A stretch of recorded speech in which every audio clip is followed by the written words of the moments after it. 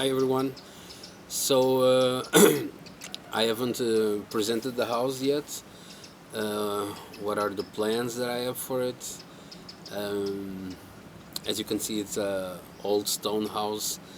There's a lot of things to do, um, but I think it worth the effort because the environment is very welcoming. The nature all around is very comfortable. Silence, the water.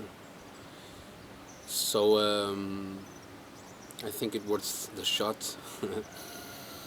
So as you can see, this is the main entrance to the house, which leads to the front yard behind this green gate, and then we have the lower floor where the kitchen and the living room and one bedroom and also a bathroom will be.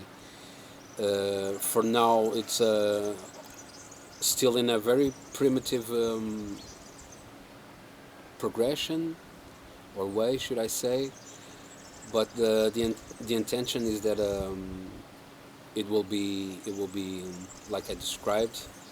I will show you in a while how things are at the moment. But the plan is then we're gonna we're gonna open two windows in the upper floor facing this way because there will be two bedrooms in the upper floor and also a kitchen and a bathroom so that we can have two separate houses. The upper floor at the moment is completely empty and wide with no divisions, but we will start first by the ground floor, and then later on we'll go to the upper floor. So the main mission now is to transform the lower floor into something that is habitable and usable, so that we can use the house as soon as possible.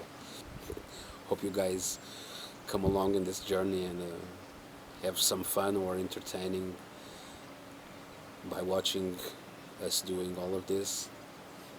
And if you wanted to visit the area, you're welcome. The place is very beautiful. There's a lot of beautiful spots around here. Just look for Pedrogão Grande, Alvares. There's a lot of beautiful places around here, near the water. A lot of green, a lot of silence. It worth the visit. Okay, so let's go.